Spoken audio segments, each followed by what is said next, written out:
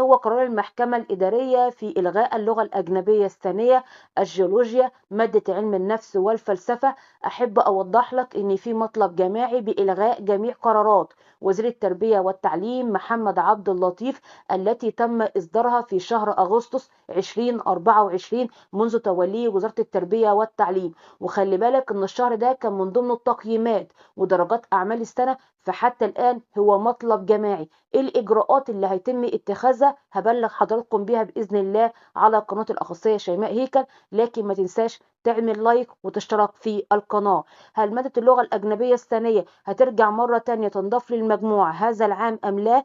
المحكمه الاداريه واللغه الاجنبيه الثانيه غدا اول جلسات المحكمه الاداريه غدا الاحد الموافق 23 فبراير 2025. اول جلسات اللغه الاجنبيه الثانيه المطالبة بإلغاء قرار وزير التربية والتعليم بأن اللغة الأجنبية الثانية مادة يتم استبعاد درجاتها من المجموع الكلي. أما بخصوص جلسة الجيولوجيا والفلسفة يوم 7 مارس، المحامي عمرو عبد السلام وضح من خلال صفحته الرسمية التالي: ننتظر غدا أول جلسات الدعوى القضائية المقامة من السادة معلمي اللغات الأجنبية الثانية ضد وزير التربية والتعليم بإلغاء القرار رقم 138 لسنة 2024 باستبعاد درجات مادة اللغة الأجنبية الثانية من المجموع الكلي للصفوف الثلاثة بمراحل التعليم الثانوي العام غدا الأحد الموافق 23 فبراير.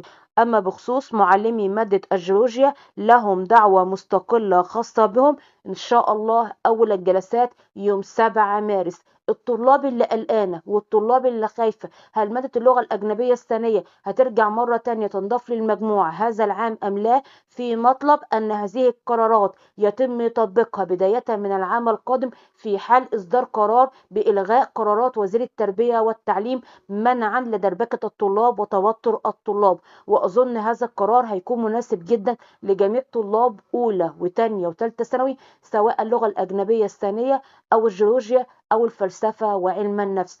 طلاب أولى وتانية وتالتة ثانوي نتمنى لكم كل التوفيق. انتظرونا في قرار المحكمة الإدارية غدا بإذن الله تعالى، هنوضح لحضراتكم كل تفاصيل قرارات وزير التربية والتعليم. لكن ما تنساش تعمل لايك تشترك في القناة. وهوضح مرة تانية أن ما يتم إصداره من قرارات المحكمة الإدارية الخاصة بالمواد إلغاء قرارات وزير التربية والتعليم في مادة اللغة الأجنبية الثانية أو الجيولوجيا أو الفلسفة أو علم النفس في مطلب جماعي أن هذه القرارات يتم تأجيل تنفيذها على أرض الواقع العام القادم منعا لتوتر وقلق الطلاب ولضيق وقت الامتحانات. بالتوفيق لجميع طلابنا ومعلمي اللغة الأجنبية الثانية والجيولوجيا. إن شاء الله ربنا يكتب للجميع كل خير. ما تنساش تعمل لايك تشترك في القناة. مستنية أسمع توقعاتكم بخصوص المحكمة الإدارية.